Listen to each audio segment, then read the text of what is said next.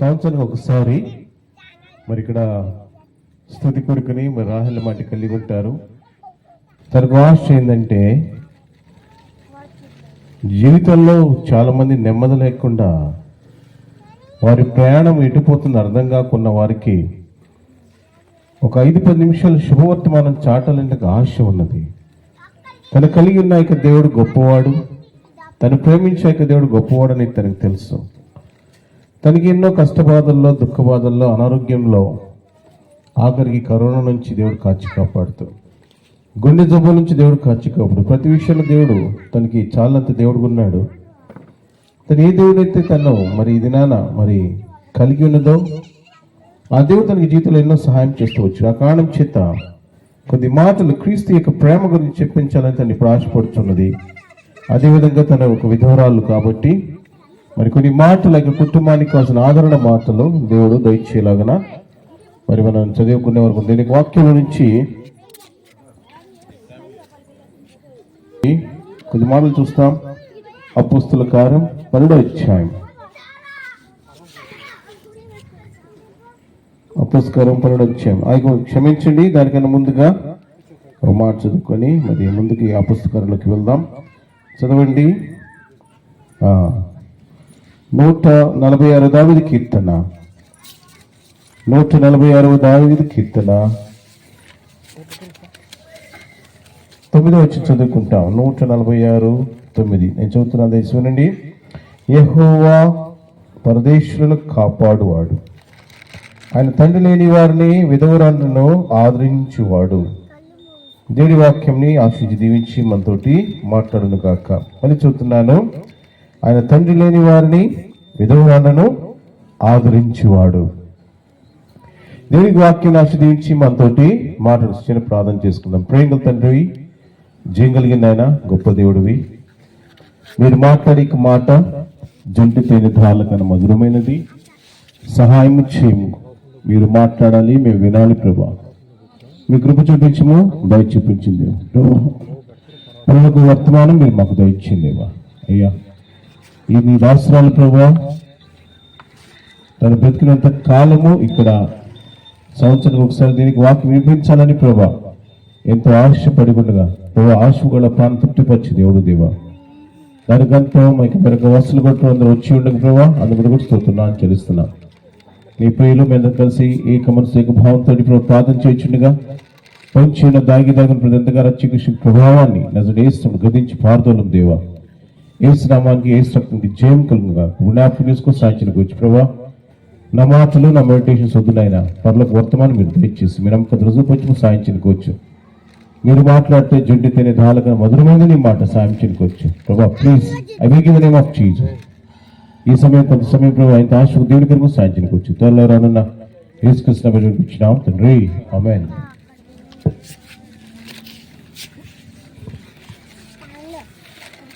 ఇది నా మాటలు చాలా చక్కటి మాటలు కదా. ఈ మాటలు ఎక్కడన్నా దొరుకుతుందా? ఏ గ్రంథంలోనైనా ఇటువంటి చక్కటి మాటలు దొరకు. ఇక్కడి నుంచి రాయబడినట, దేవుడే విధవరాంటను ఆదరించువాడు. ఎంత చక్కటి మాటలు, మనకు అర్థమయ్యే భాషలో ఈ బైబిల్ ఇది రాయబడి ఉన్నది.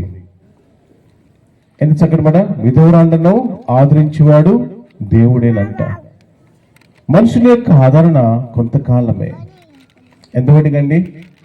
రాహులం గారి దగ్గర ఏదైనా మా దగ్గర రాహులం దగ్గర మేము పొందుతూ ఉంటే అప్పుడు ప్రేమిస్తామేమో, కానీ ఆమె దగ్గర ఏమి ఆశించకుండా తన దగ్గర ఏమి కోరకుండా మరి దేవుడు తను చెప్తున్నాడమ్మా, నీ ఒంటరితనంలో నేను ఆదరించేవాడును నేనే.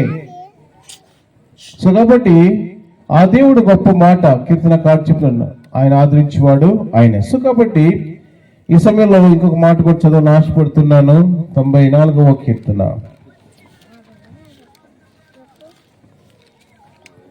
18వ చదవయా.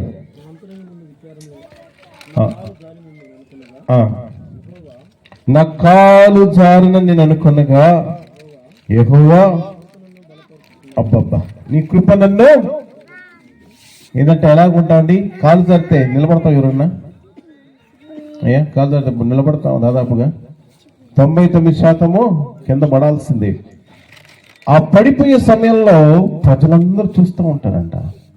పడిపోయే సమయంలో ప్రజలు చూస్తూ ఉంటారు. కానీ ఆ ఈశ్వరుడు ఏం చెప్తున్నారంటే, ఎంత చక్కటి మనల్ని చదవండి, మళ్ళీ చదవండి. నా కాలు జారింది, ఇంక నేను పడిపోతాను అనగా, చూడండి, యెహోవా నీ కృప నన్ను బలపరుచును. ఎంత బ్యూటిఫుల్ వర్డ్ అండి. ఏదంటే ఒక నిమిషం. సో కాబట్టి ఏం చూస్తున్నంట, యెహోవా నీ కృప నన్ను బలపరుచును. కాలు జారితే కింద పడాల్సిందే. పడిపోయే సమయంలో దేవుడు ఏం చేస్తాడు, ఆ యొక్క విధురాలికి చెయ్యి పట్టుకున్నాడట. సమస్యలు లేని పరిస్థితి లేదు, కానీ దేవుడు ఏం చేస్తాడంట, తన కృపనిస్తాడంట.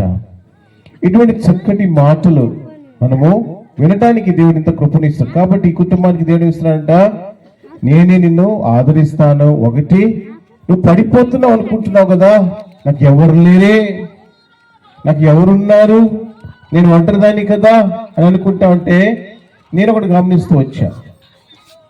ఆమెకి అవసరమైన సమయంలో ఏదో విధంగా ఏదో ఒక సహాయం అందుతూ ఉంటది. అంతేనా? రంగారావు గారు కావచ్చు, నరసింహరావు గారు కావచ్చు, అప్పుడప్పుడు నేను. సో ఏం చేస్తాడంట, ఆ యొక్క అవసరత తీసేది, ఆ యొక్క అవసరత, ఆ యొక్క కష్టంలో దేవుడు ఏదో ఒక రూపాయలు ఏం చేస్తాడంట, సహాయం చేస్తాడట. చిన్న మాట చెప్తాను, ఈ సమయంలో చిన్న మాట చెప్తాను. ఒక దినమన్న ఒక ఓడలో చాలా మంది ప్రయాణం చేసి వెళ్తూ ఉన్నారట. వెళ్తా అప్పుడు ఏం జరిగిందంటే, అది వెళ్ళే సమయంలో ఏం జరిగిందంటే, ఆ యొక్క ఓడ కొన్ని కారణాలను బట్టి బద్దలైపోతా వచ్చింది. బద్దలైపోతా ఉంటే అందులో కూడా ఒక వ్యక్తి ఉన్నాడు. ఆ యొక్క వ్యక్తి సముద్రంలో పడిపోయినాడు.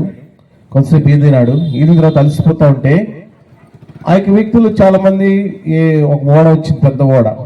ఆ ఓడ వస్తే ఆ యొక్క వ్యక్తి ఏం చేశాడు, వాళ్ళు పిలుస్తున్నారంటే ఏమని, ఈ మనిషికేమో దేవుడు ఉన్నాడు అని ఆశ ఉన్నది, ఆలోచన కూడా ఉన్నది. ఇప్పుడు నేను ఆ స్వామికి నేను మొక్కుతా, లేదా ప్రార్థన చేస్తా, లేదా దువా చేస్తా, ఈ సమయంలో నన్ను కాపాడాలి ఆ యొక్క దేవుడు అని ఏం చేస్తాడు, వితండవాదంగా ఉన్నాడు ఆ మనిషి. ఆ సమయంలో ఏం జరిగింది, ఒక పెద్ద ఓడ వచ్చింది. ఆ నావికుడు పిలుస్తున్నాడు, ఏ బాబు ఇక్కడ రా, ఈదుకుంటారా ఇక్కడికి, నేను తీసుకొని వెళ్తానంటే, నేను రాను, నన్ను దేవుడే కాపాడుతాడు. రైట్, చాలా బాగుంది. ఆడు వెళ్ళిపోయినాడు. అందులో ఒక చిన్న పడవాడు కూడా వచ్చినాడు. ఆడు పిలిచినాడు, ఆయన పోలా. అందులో ఒక చెక్క దొరికింది, ఒక పెద్ద చెక్క దొరికింది. ఆ చెక్క ఇతని దగ్గరికి వచ్చింది. ఆ వ్యక్తి ఏం చేశాడు, ఆ చెక్క మీద ఏ ప్రయత్నం చేయలేదు. ఎందుకు, దేవుడు కాపాడు. అప్పుడు ఈ వ్యక్తి అనేది ముగి చచ్చిపోయినాడు. చచ్చిపోయిన తర్వాత అంట ఆ యొక్క పరలోక రాజ్యానికి వెళ్ళాడు. దేవుడి దగ్గరికి పోయి అడిగాడు, ఏమయ్యా దేవా, నువ్వు వస్తావు, నన్ను కాపాడుతావు అని నేను ఎదురు చూస్తా ఉంటే నువ్వు రాలేదు, నేను చచ్చిపోయాను అన్నాడు. అరే పిచ్చోడా, ఓడ పంపించింది నేనే, పడవ పంపించింది నేనే, ఆ చెక్క పంపించింది నేనే, నీకేం లేదురా, తెలివి లేదురా అని చెప్పి. సో నువ్వేం చేసావు, దేవుడు అది నీకు పంపించిన విషయం నీకు అర్థం కాలా. ఎందుకు ఈ మాట చెప్తున్నానంటే, ప్రతి మనుషుడు కష్టకాలంలో ఉంటాడు. వాడు కోటీశ్వరుడు కావచ్చు. చిన్న మాట చెప్తున్నా, ఒక ఇంటర్వ్యూ చూస్తూ వచ్చాను. ఒక యాంకర్ ధనుష్ అడుగుతుంది, సినిమా యాక్టర్ని, ఏమనంటే, నా చెయ్యి పట్టుకో, జారిపోకుండానే పడిపోకుండా, యేసు నా చెయ్యి పట్టుకో, యేసు నా చెయ్యి పట్టుకో. ఏం చేస్తారండి, బాగా డబ్బున్న వాళ్ళు చేయి పట్టుకుంటారు, అంతేనా? బాగా డబ్బున్న వాళ్ళ దగ్గర చేయి పట్టుకుంటారు, పరపతి వాళ్ళు చేయి పట్టుకుంటారు, రికమెండేషన్ విలువలో పని అయితే వాళ్ళు చేయి పట్టుకుంటారు. కానీ పేదవాడు, విలువరాండ్రు, లెక్కలేని వారు, పేదవాడు, అడుక్కునేవాడు చేయని పట్టుకుంటారా లే కదా. ఇవాళ నాకు చిన్న సన్నివేశం జరిగింది. అంటే అదే గొప్ప కాదు. ఒక వ్యక్తి వచ్చాడు, చాలా పేద వ్యక్తి నా దగ్గరికి వచ్చినాడు. వేరే ఊరు నుంచి వేరే విశ్వాసులు వచ్చిన్నారు, వాళ్ళు అది ప్రార్థన చేయించుకున్నారు, వెళ్ళిపోయి అఫీషియల్గా ఉన్నారు వాళ్ళు. ఆ సమయంలో వాళ్ళు రాగా నేను ఏం చేశానంటే ఆ వ్యక్తిని అలా భుజం మీద చేసుకొని నేను మాట్లాడుతూ ఉంటే వాళ్ళు ఆశ్చర్యంగా చూస్తున్నారు నాకెళ్ళి. అలా ఆశ్చర్యం, నన్నేంటి చక్కటి బయట బట్టలు వేసుకుని అట్టున్నాడు, ఆ మనిషి మురిగ్గున్నాడు, గందరగోళంగా ఉన్నాడు, ఆ మనిషి మీద నేను ఇలా కౌగులించుకొని మాట్లాడుతూ ఉంటే వాళ్ళకి అర్థం కాలేదు. ఒక నిమిషం వాళ్ళు ఆగిపోయారు, నా దగ్గర రాలా, ఆగిపోయారు. అక్కడ ఆగిపోయి చూస్తున్నారు ఏం జరుగుతుంది ఇక్కడ అని. ప్రేమిలరా, దేవుడిచ్చిన గొప్ప ఆధిక్యం ఏంటంటే నేర్చుకోవాలి. ఏంటంట ఆయన ఎవరు పట్టుకునండి, కాలు జారువారి చోట, కష్టంలో ఉన్నవారి చోట, ఇంకా నాకు ఏ దిక్కు లేదన్న చోట అంటాడు నేనే నిన్ను ఆదరిస్తా. కాబట్టి రాహేలు మాట దేవుడు చేస్తాడంట, ఆదరించే దేవుడు కొన్నాడు. అందుకే ఆయన దగ్గర ఈమె ఆదరణ పొందుతుంది కాబట్టి ఈ మీటింగ్లు పెట్టుకుంటుంది. అర్థమవుతుందా? సంవత్సరంలో తనకి దేవుడు ఏదో విధంగా ఆదరించి ఓదార్పునిచ్చి తన ఆరోగ్య విషయంలో కావచ్చు, ఆర్థికపరమైన విషయం కావచ్చు, ఆత్మీయంగా కావచ్చు, బలహీనతల్లో కావచ్చు, ప్రతి విషయంలో దేవుడు తనకి తోడుండి ఆదరిస్తాడు. సో ఈ సమయంలో ఒక చిన్న మాట, ఇంకా మార్చాడు. ఈ ఆదరింపబడే స్త్రీలనంట మనం ఎలా చూడాలి, చదువుదామా? నిర్గమకాండం 22వ అధ్యాయం, నిర్గమకాండం 22వ అధ్యాయం 22-23 చదువుదాం. నిర్గమకాండం 22 చదువు. విధవరాలినైనను దిక్కులేని పిల్లలనైనను బాధ పెట్టకూడదు, వారు ఏ చేతని ఏ విధమైనను బాధ నుండి మొరపెట్టినడల అబ్బబ్బబ్బా నిశ్చయముగా మొరవింటాడంట దేవుడు. వినపడుతుందా? విధవరాన్ని కష్టపెడుతున్నంట ఆమె కనుక గొప్పెత్తి ప్రభువా వీళ్ళని బాధ పెడుతున్నారయ్యా అని కనుక ప్రార్థన చేస్తున్నంట ఆ ప్రార్థన దేవుడు వింటాడు. ఎందుకంటే ఆమె దిక్కు లేదు, ఎవరు లేరు, ఎవరు చెప్పుకుంటుంది. కాబట్టి ఈ దేవుడు అన్నాడు ఆమె ప్రార్థన నేను వింటా, ఆమె ఆశీర్వాదం ఇస్తే నీకు దీవెనే. చిన్న మాట చెప్తాను. నేను చెన్నైలో మరి డాక్టరేట్ చేస్తున్న దినాల్లో నాకు పెళ్లి సంబంధాలు వచ్చింది. నా భార్యని ధనలక్ష్మిని పెళ్లి చేసుకోవాలి.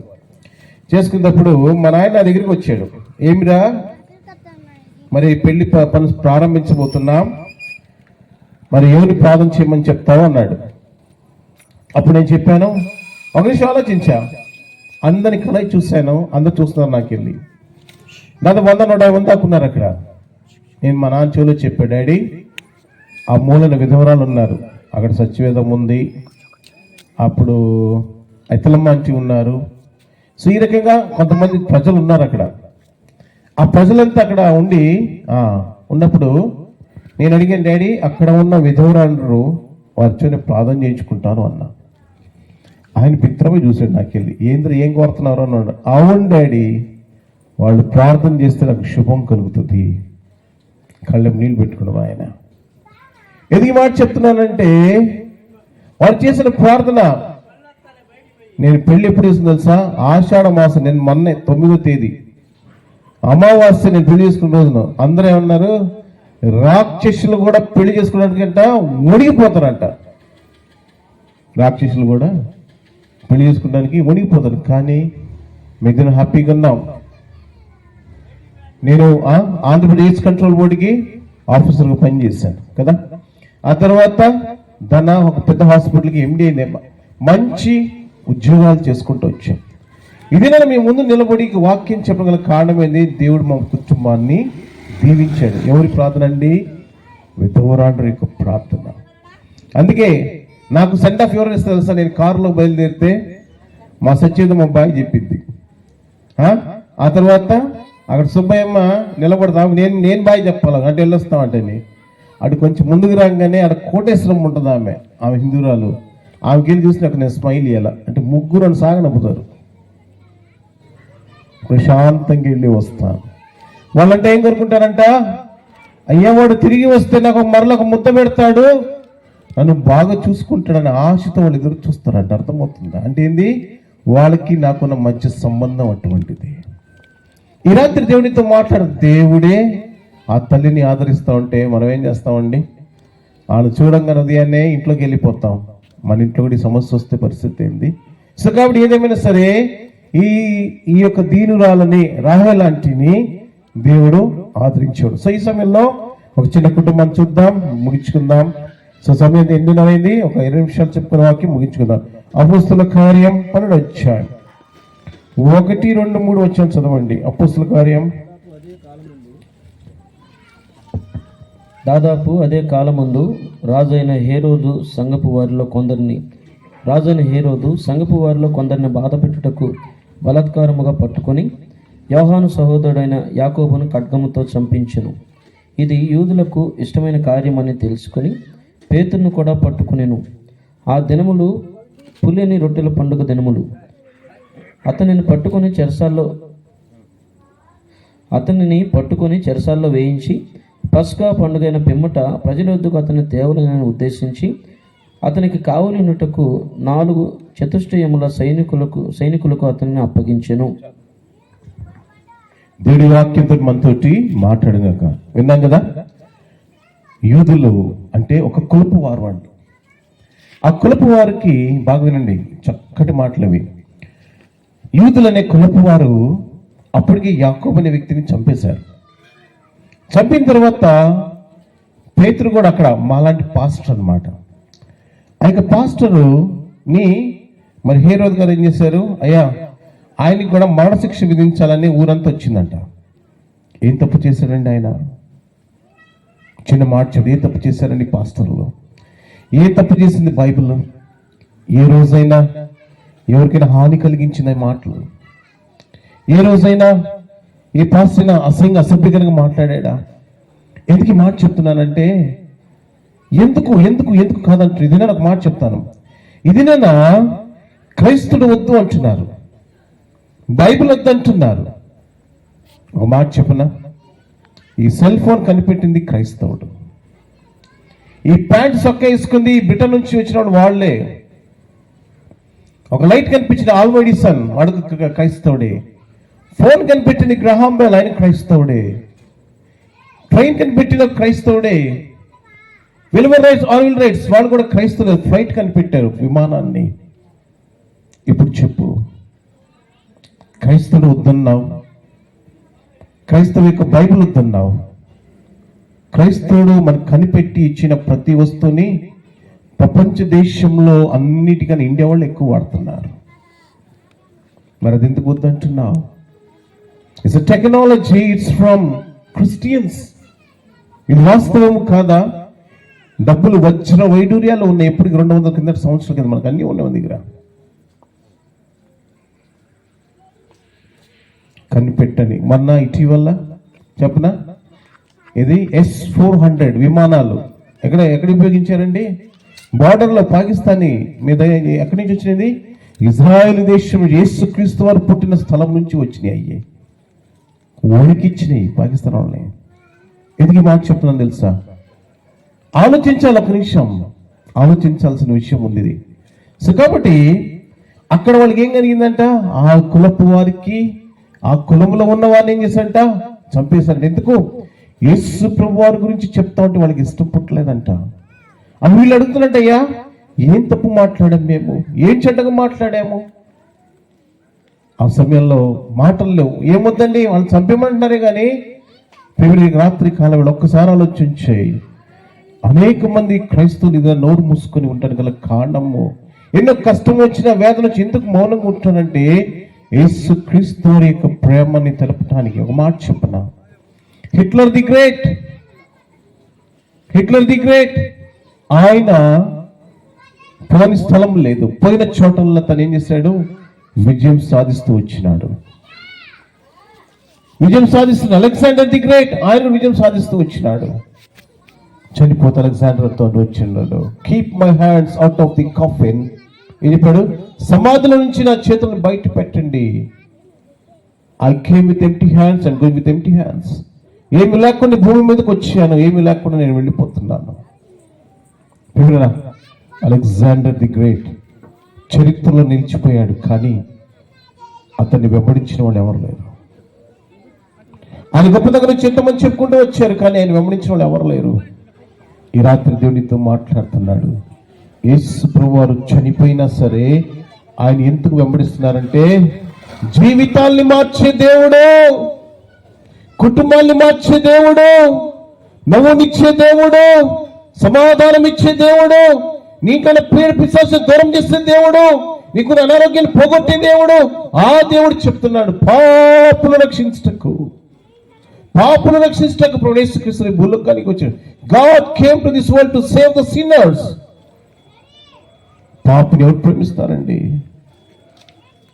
ఓ భార్య, నీ భర్త ఇంటికి తాకి వస్తే ఆనందంగా చేర్చుకుంటావా? ఒకవేళ భార్యను తప్పు చేసి తప్పుగా మాట్లాడితే ఓ భర్త, నీ భార్యను చేర్చుకుంటావా?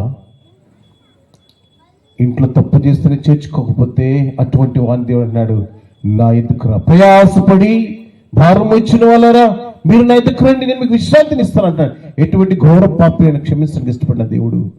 ఎందుకనంటే పాపం చేసిన ప్రతి వాడికి మరణ శిక్ష వేస్తే ఈ భూమి వల్లకాడైపోతాయి. ఏమైపోతుందండి?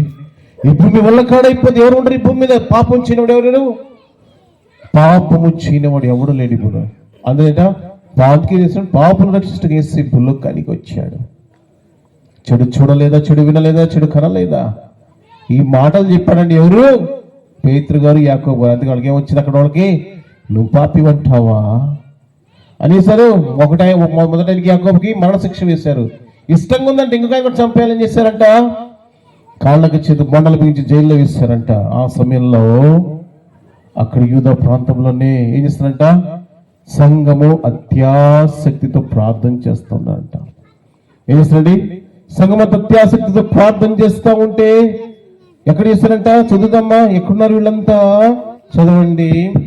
అపోస్తలుల కార్యము 12వ అధ్యాయము 12వ చదవండి. ఇట్లా ఆలోచించుకుని అతడు మార్కు అను మారు పెరుగల యోహాను తల్లి అయిన మరియ ఇంటికి వచ్చెను. అక్కడ అనేకులు కూడి ప్రార్థన చేయుచుండిరి. ఏదంటే ఎక్కడ ఉండండి? మార్కు అనే మార్కును మారు పెరుగల యోహాను తల్లి అయిన మరియా. నేను ఎందుకు తెలుసు ఈరోజు యాక్చువల్గా నేను వేరే ఊరెళ్ళా, నేను ఇజ్రాయెల్, మరి గోపి వేరే ఊరు వెళ్దాం అనుకున్నాం మేము. వాస్తవం అది వాడిని అడిగాడు, ఏందని వెళ్దామా అంటేనో నేను అన్నాను లేదురా పని ఉందని చెప్పి. వాస్తవం పని ఏం కాదు కానీ ఈరోజు మీటింగ్కి అవసరం అనమాట. ఇక్కడ మీటింగ్ జరుపుకుంటే నా ప్రయాణం ఆపుకున్నాను నేను, లేకపోతే నర్సీపట్నం వెళ్ళాలి మేము. సో ఇక్కడ ఏం జరిగింది వినండి. ఆ మారు పేరు తల్లి మరియా ఏం చేస్తుందంట, వారింటిలో ఆ కష్టకాలంలో ఏంట, ఆ యొక్క కష్టకాలంలో ఆ తల్లి ఏం చేసింది, పేతురు గారిని జైల్లో పెట్టినప్పుడు ఉదయకాల సమయంలో మరణశిక్ష వేస్తారు, ఆయన కూడా శిరచ్ఛేదం చేస్తారు. ఆ సమయంలో ఆ తల్లి గారు ఆడ పత్రంలో రాయలేదు కానీ ఆమె పేరు రాయబడి ఉన్నది, బహుశా విధవరాలు ఉంటుంది ఖచ్చితంగా.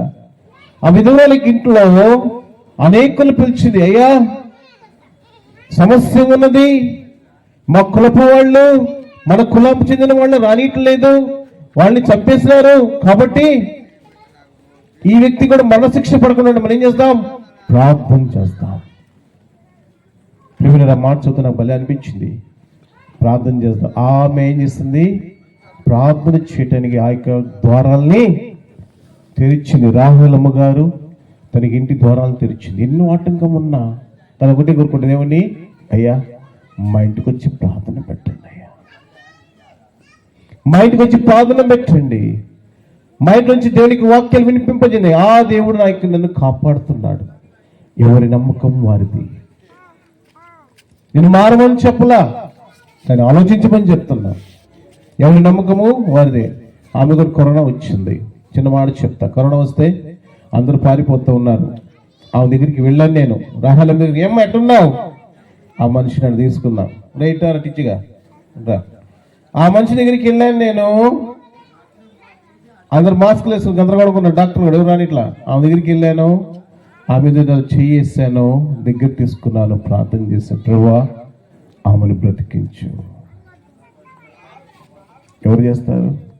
రంగారావు బయట అయ్యో పోగాక అన్నాడు, కూర్చోరా, పోగాక దగ్గరికి పోగొద్దు అన్నాడు. నేను ఆ విశ్వాసి కోసము దేవుడు ప్రణాళిక రాసి పెడితే ఆమెకి చావు ఉండదు. దగ్గర తీసుకున్నాను, ప్రార్థన చేశాను, వచ్చాను, నమ్ముతుంది. 6 రోజుల తర్వాత తెప్పరిల్లుకుంది, లేచి నడిచింది, సజీవురాలుగా ఇంటికి వచ్చింది.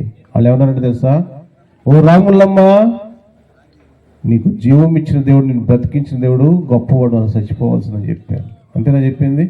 కాబట్టి ఎన్నెన్నో ఏమంటే ఒక మాట చెప్పిన, ఇంత పెద్ద చదువుకుని ఇంత పెద్ద ఉద్యోగం చేసి ఈ దినాన్ని మీ మధ్యకి వచ్చానంటే వాస్తవం లేకపోతే ఎంత వస్తుందండి? నా జీతం 1.5 లక్షలు, నా భార్య 1,75,000, ఇన్ని డబ్బులు వదిలేస్తే ఎంత వస్తాయండి?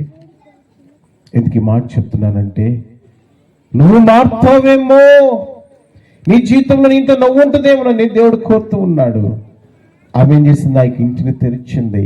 అయ్యా, అక్కడ ఉరి శిక్ష వేస్తారు, లేకపోతే శరచ్ఛేదం చేస్తారు. ఏం చేస్తుంట?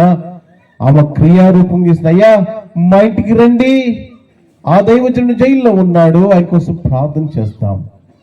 అందుకే మాట చదువుతున్నప్పుడు ఏమనిపించిందంటే, ఆమె క్రియ ఎలాగుందంట? యాకోబు రాసిన పత్రిక 2వ అధ్యాయం 26వ వచనం చదువుతాం. యాకోబు 2:26 చదవండి. యాకోబు 2:26. ప్రాణం లేని శరీరం ఎలాగ మృతమో బ్యూటిఫుల్. ఏదట? నువ్వు సచ్చినా ఒకటి, బతికినా ఒకటి. బతికినంత కాలం ఎలాగుండాలా? క్రీస్తు కొరకు సాక్షిగా ఉండాలా. కాబట్టి ఎలాగుందంట? ఆమె చెప్పింది, అయ్యా మా ఇంటికి రండి, ఆ పెద్దానికి రేపు సురక్షేతన ఉంది, ప్రార్థన చేస్తాం. ఎందుకంటే ఈశ్వరు అంటారు కదా, ఎర్మి రాసిన గ్రంథం 33వ అధ్యాయము 3వ వచనం చదవండి. 33:3 చదవండి. నాకు మొరపెట్టుము, నేను నీకు ఉత్తరం ఇచ్చేదను. ఎవరండి? ఏమన్నా మాటలైనా దేవుడికి మొరపెడితే ఆయన ఉత్తరం ఇస్తాడా? It's a beautiful concept, a beautiful thing God is speaking to us. దేవుడు నాతో మాట్లాడుతున్న విషయం, నాకు మొర్ర పెడితే నీకు ఉత్తరం ఇస్తానయ్యా. ఎంతమంది ఈ మాట, ఇంత అర్థవంతమైన మాటలు ఎప్పుడు విన్నావా? కాబట్టి ఏంటంట, నాకు మొర్ర పెట్టు, నీకు ఉత్తరం ఇస్తా. కాబట్టి ఆ మాకు అర్థమైంది ఏమని? ఈ దినాన నేను నా యొక్క ఇంటి వాక్యం తెలిసి ఆ యొక్క పెద్దాని కోసం ప్రార్థన చేస్తే దేవుడు వింటాడు, నాకేస్తాడు? జవాబిస్తాడు. ఇంకా 5 ఎలా ఉందంట? క్రియలు ఉన్న విశ్వాసి. ఆమె క్రియలు కలిగిన విశ్వాసం. రెండోదిగా ఆ ఇంట్లో ఏముందంట? ప్రార్థనా స్థలం మారింది. ఆ ఇల్లు ఎలా మారిందంట? ప్రార్థనా స్థలం. ఒక సెకండ్ మాట చదవండి. అపోస్తలుల గారు 16:15. ఒక 5 నిమిషాలు ముగించేస్తాం. 16:15. అపోస్తలుల గారు 16:15 చదవండి. ఆమెయు ఆమె ఇంటి వారును బాప్తిస్మం పొందినప్పుడు ఆమె నేను ప్రభువునందు విశ్వాసము గలదానని ఎంచితే నా ఇంటికి వచ్చి ఏదంట? అక్కడ ఒక స్త్రీ అంటుంది, అయ్యా నేను విశ్వాసినంటే నా ఇంటికి రండి. ప్రియులరా, ఎందుకు వస్తామండి ఈ ఇంటికి? ఆమెకు విశ్వాసి. ఆమె కులము, ఆమె మతము మాకు పెద్దగా ఏం తెలిసింది కాదు. ఇక్కడ వచ్చిన వాళ్ళందరిలో చాలా మంది హిందువులు ఉన్నారు, కమ్మోళ్ళు ఉన్నారు, రెడ్లు ఉన్నారు, శెట్టిగారు ఉన్నారు. ఇక్కడ కూర్చున్న వాళ్ళల్లో ఆమె కులమేందో మన కులమేందో ఎన్ని కాదు. ఏముందండి? ఆమె విశ్వాసి అనగా యేసుక్రీస్తు వారి రక్తంలో కొనబడి కడగబడిన బిడ్డ. ఆమె ఒక విశ్వాసి. ఆ యొక్క విశ్వాసి. అయ్యా పెద్దయ్య ఒక్క నిమిషం చిన్నది అయ్యా, ఒక్కసారి కొంచెం మాట్లాడకండి. ఒక 5 నిమిషాలా? అయిపోయింది. సో కాబట్టి ఎవరంటే ఆమె ఒక విశ్వాసి. ఏమని చెప్పింది? అయ్యా దేవుని విశ్వాసం కలిదానని మీరు ఎంచితే నా ఇంటికి రండి. ఇదేనా? ఇంతమంది ఇన్ని కులాల వాళ్ళు ఎందుకు వచ్చారు ఇక్కడికి అంటే ఆమె యేసుని నమ్మిందంతే. కులంతో మతంతో పని లేదు. అమ్మా ఒక మాట చెప్పినా, ఆమె ఏడిస్తే మేము ఏడుస్తాం, ఆమె నవ్వితే మేము నవ్వుతాం. ఎవరెవరో వచ్చి మన ఇంటికి ఎవరు వచ్చారు? హిందువులు వచ్చి ఏం చేస్తారు? వంటలు చేశారు. ఇప్పుడు యేసు ప్రభు నమ్ముకున్న కారణాన్ని బట్టి దీనిని సహవాసము అన్నారు. కాబట్టి ఇక విశ్వాసి ఏమంటామే? అవంటుంది, అయ్యా నేను విశ్వాసం కలదా, నేను నా ఇంటికి రండి. ఆమె కూడా ఈ మాట చెప్తుంది, అయ్యా నేను విశ్వాసం కలదాను, నేను దేని క్రీస్తు బిడ్డని, నా ఇంటికి రండి. అందుకే అందరం వచ్చాము ఇక్కడ. ఎందుకు? ఇక్కడ నుంచి ఆమెకి దేవుడు చేసిన మేళని ధ్యానం చేసుకుంటూ తలచుకుంటూ తన నుంచి మేము కూడా థ్యాంక్స్ చెప్పడానికి ఇదని ఇక్కడికి వచ్చాం. కాబట్టి ఆ ఇల్లు ఎలా ఉందంట, ఆ ఇల్లు ప్రార్థనా స్థలము. మొదటిది వచ్చేసి క్రియల్లో ఉన్న విశ్వాసం కలిగిన ఇల్లు అది. రెండోదిగా ఇల్లు ఎలాగుందంట, ప్రార్థన స్థలంగా మార్చబడి ఇల్లు. మూడోది ఏం చేస్తామంట, అపొస్తలుల కార్యంలో 12:1 యూదులనగా తన వారికి భయపడి రోజులు ఆమె లెక్క చేయలేదు. ఏం చేయలేదండి? బ్రతుకుట క్రీస్తే, చావైతే. ఫిలిప్పీయులకు రాసిన పత్రిక 1:2 బ్రతుకుట క్రీస్తే, చావైతే లాభం. ఇల్లు ఎలాగుందంట, క్రీస్తుకు నిలయంగా ఉంది. మరణమైన పర్వాలేదు, క్రీస్తు కొరకు నేను జీవిస్తా. ఇదే దేవునితో అటువంటి త్యాగం నీకుందా? ఎవరు ఇంటి పక్కన వచ్చి ఈరోజు మీరు మీటింగ్ పెట్టదంటే ఏం చేస్తాం? మానేస్తాం లేదా? పక్కన అనగానే ఎంత మానేస్తాం. కానీ ఇటువంటి ఎన్నో వచ్చినాయి. ఒకసారి భయపడాల. ఎందుకు? బ్రతికితే క్రీస్తు, చావైతే క్రీస్తు. ఈ సాక్ష్యం ఏం చేస్తుంది? తనని కాపాడేదిగా ఉంది. చివరి మాట చదివి ముగిస్తా. ఆ ఇల్లు సమాధానానికి నిలయముగా ఉంది. ఆ ఇల్లు ఏమొచ్చిందంట, ఆ పేతురు ప్రార్థన చేస్తా ఉంటే ఆ ఇంటికి వచ్చాడు. ఎవరింటికి వచ్చారండి? చెప్పండి, ఎవరింటికి వచ్చాడు? ఆ ఇంట్లో చాలా మంది ఇల్లు ఉన్నాయి కదా ఏమండి? ఏ నారాయణమ్మ, సాలీలు ఉన్నాయి కదా ఆడ. ఆ రాత్రి పూట మధ్యరాత్రులు దేవత తీసుకుని ఎక్కడ వదిలిపెట్టాడు? ప్రార్థన, నాకు మొరపెట్టుము, నేను నీకు ఉత్తరం ఇస్తాను. మొరపెడతా ఉంటే ఆ యొక్క వ్యక్తి, ఏ జైల్లో ఉంటే ఆ యొక్క వ్యక్తిని దేవదూత చేయి పట్టుకుని ఎక్కడ తీసుకొచ్చండి? ప్రార్థన జరుగు స్థలము అనగా మరి ఇంటికి తీసుకొచ్చాడు దేవదూత. ఇదే దేవునితో అదే మాట్లాడుతున్నా. నీ సమస్య ఉంటే నీ ఇంటికి యేసయ్య వస్తాడు. ఇఫ్ యు లవ్ హిమ్, ఆయన ప్రేమిస్తే, నువ్వు విశ్వాసగా, క్రియలు ఉన్న విశ్వాసగా ఉంటే, ప్రార్థనకు సమయం ఇస్తే, ఆ తర్వాత క్రీస్తు కొరకు బ్రతుకుతానయ్యా. అయ్యా, అవమానించినా, కష్టపెట్టినా, నన్ను నానా మాటలన్నా క్రీస్తు కొరకు జీవిస్తా. అలా ఉంటేనంట ఏమిస్తాడు దేవుడు? ఆ ఇంటికి సమాధానం ఇస్తాడు. కాబట్టి చూద్దామా చివరి మాటగా యోబు రాసిన గ్రంథం 22:21. యోబు 22:21 చదవండి.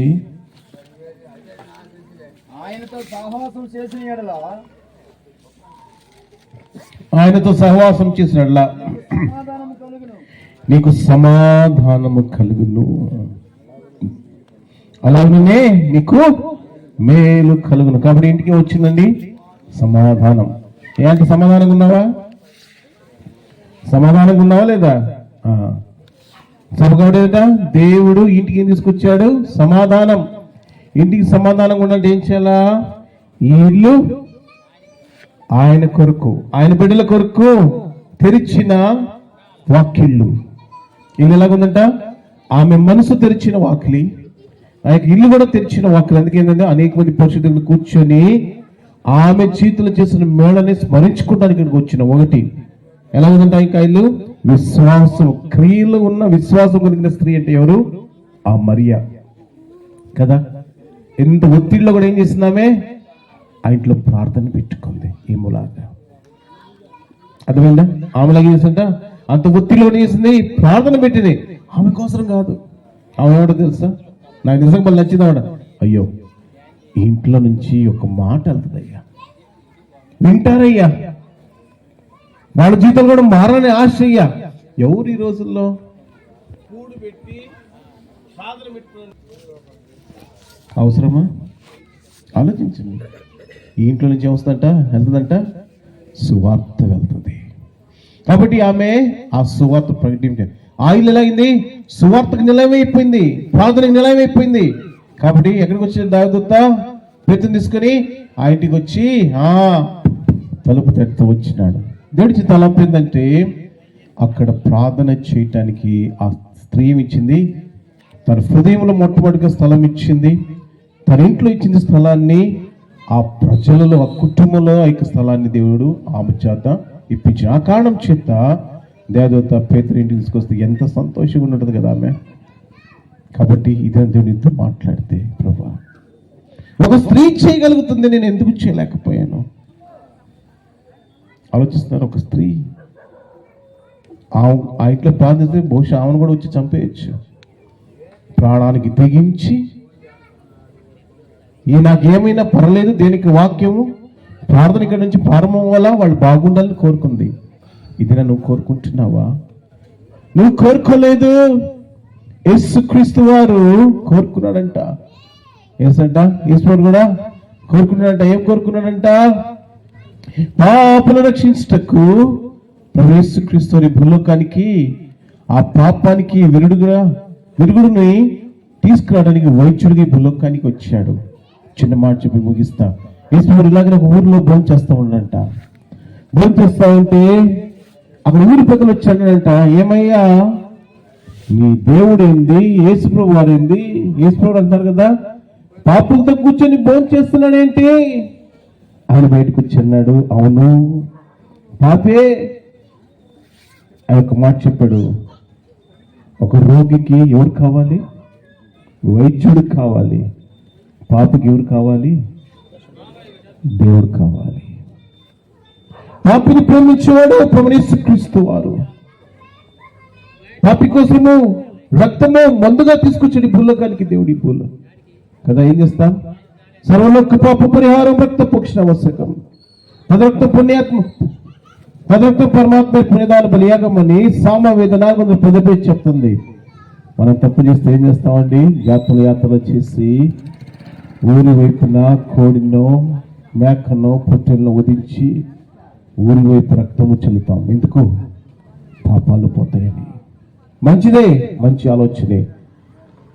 ఆయుష్వారు కూడా నీ యొక్క నాయక పాపములు నీ ప్రేమ లేదు నాకు తెలియదు, కానీ యేసువారు నీ యొక్క నాయక పాపాలని పోవటానికి ఆయన కూడా ఊరి వెలుపలకు వెళ్ళాడు. అడ్డ కుయ్కు నిలవ కుయ్కుగా మరి వేలాడబడి తలలో ముళ్ళ కిరీటం. ఎందుకు తెలుసా? నువ్వు ప్రతి తప్పు చేయడానికి నీ తలలో ఉన్న మెదడు పనిచేస్తుంది. తలలో ముళ్ళ కిరీటం పెట్టించుకున్నాడు. చేతుల్లో చీలలు, వాళ్ళంతా కొడాలతో కొట్టబడి నువ్వు ఎక్కడ దొల్లేవో అని కొడాలతో కొట్టబడి శరీరం అంతా ఖండలుగా ఊడొచ్చినాయండి. మాంసం అంతా, ప్రతి వెన్నుముక్క, ప్రతి పెక్కటముక అలక్కింపబడిందంట. ఆయన చేతుల్లో చీరలు. ఈ చేతులతో ఏం పట్టుకున్నావు నీకు తెలుసు. ఏ చెడుగు పట్టుకుని నీకు తెలుసు. ఏమయ్యా నువ్వు ఏ చెడుగు పట్టుకున్నావో? నడుముతో చేసిన పాపం ఆయనకు బండ్లకు పోటు నడుములో, ఆయన పాదాల్లో వచ్చాడు. ఈ 5 గాయాలు పొంది అన్నాడు, ఈ రక్తం నీ కోసమే, ఈ రక్తం నీ కోసం. ఎవరి కోసము? పాపి కోసమే. ఆయన నీతిమంతులకు నేను రాలేదు అన్నాడు. నువ్వు నీతిమంతులు అయితే వేసిపోరు, వద్దు నీకు. నువ్వు పాపి వంటి వేసిపోరు, రక్తం నీకు అవసరం ఇది నాన్న. కాబట్టి ఆ యొక్క స్త్రీ చూసింది. ఏమి చూసింది? యేసుప్రభు మరణాన్ని చూసింది, కాచిన రక్తం చూసింది. ఏమనుకుంది? నా ఇంట్లో యేసుప్రభు ఉన్నారు కాబట్టి బ్రతికితే క్రీస్తు, చనిపోతే క్రీస్తు. ఆ యేసు లోకానికి వచ్చాడు. పాపని ప్రేమించి నిన్ను ప్రేమించడు ఇది నాన్న.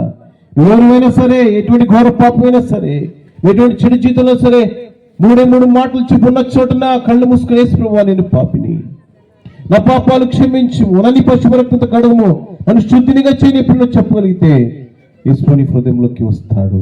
లుదియా ఇంటికి వచ్చిన దేవదూత ఇది నీ ఇంటికి రక్షణ తీసుకుని వస్తాడు. నేను రక్షణ వస్తే యేసుక్రీస్తు వారి స్వయాన వస్తాడండి. పేతులు తీసుకుని వచ్చింది దేవదూత, కానీ పాపులు రక్షించిన ప్రభు యేసుక్రీస్తు వారే వచ్చాడు ఈ భూలోకానికి. నేను రక్షించడం, నేను ప్రేమించాడు దేవుడు. వస్తావా ఆయన దగ్గరికి? ఆయన నీ దగ్గరికి రావటానికి ఏ మార్గం ఎన్నుకున్నాడు తెలుసా? సిలువ మార్గము. ఏ మార్గం అండి? సిలువ మార్గం ఎన్నుకున్నాడు ఆయన. నీ ఇంట్లోకి, నీ హృదయంలోకి రావటానికైనా సిలువ మార్గం. అదే ఆ యొక్క రక్షణ మార్గం తెచ్చేయటానికి యేసు చెప్పాడు తెలుసా? నువ్వు చేసిన ప్రతి పాపాన్ని బట్టి ఆయన నిన్ను ప్రేమించాడు. నీకు తెలియక చేశావు, క్షమించడానికి ఇష్టపడ్డాడు. కొంచెం తెలిసి చేస్తావు, ఆయన క్షమించడానికి ఇష్టపడ్డాడు. ఎంత ఘోర పాపని క్షమిస్తాడు. ఆ యొక్క ఘోర పాపమైన నిన్ను ఆ పరలోకపు తండ్రి భూలోకానికి ఎక్కడ చేశాడ? సిలువలో వెళ్ళాడాడు. ఆ సిలువ రక్తము కారుస్తూ అన్నాడు, ఇదిగో నా రక్తము నీ కోసమే, because I love you so much. నేను ప్రేమిస్తూ ఉన్నాను. ఇంత ప్రేమ, ఇంత ఆప్యాయత, ఇంత కరుణ, ఇంత జాలి పాపికి ఎవరండి? ఆయనతో సహవాసం చేస్తావు ఇది రాత్రి. ఈ దీనదాసరాలు రాహిలం ఆయనతో సహవాసం చేస్తుంది. ఆయనతో సమాధానం ఉన్నది, ఆయనలో మేలు ఉన్నది. నీకు నువ్వు కావాలా? సమాధానం లేకుండా ఉన్నావు, నెమ్మది లేకుండా ఉన్నావు, అనారోగ్యంతో ఉన్నావు, అప్పులతో ఉన్నావు, కష్టంలో ఉన్నావు, ఒంటరిగా ఉన్నావు, ప్రశాంతత లేకుండా కఠిన అన్నం తిని ఎన్ని రోజులు అయిందో, కఠిన నిద్రపోయిన ఎన్ని రోజులు అవుతుందో, మనశ్శాంతికి కుటుంబంలో లేకుండా రోజులున్నాయి. కనిపిస్తున్నారు. నేనిచ్చు శాంతి బహు గొప్పది. కావాలా నీకు? కావాలంటే చేయాలా? మేడే నీ పాపము లోపుకో, నీ పాపడాగులు తుడుచుకో, నేడే నీ పాపము లోపుకో, నీ పాపడాగులు తుడుచుకో.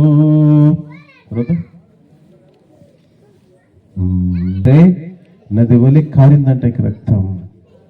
నది వలె రక్తం కావడానికి కారణం లేదంటే నీ పాపాన్ని కడగటానికి, నేను శుద్ధినిగా చేయటానికి, నీకు ప్రశస్త వస్త్రము దయచేయటానికి. వస్తావా యేసు దగ్గరికి?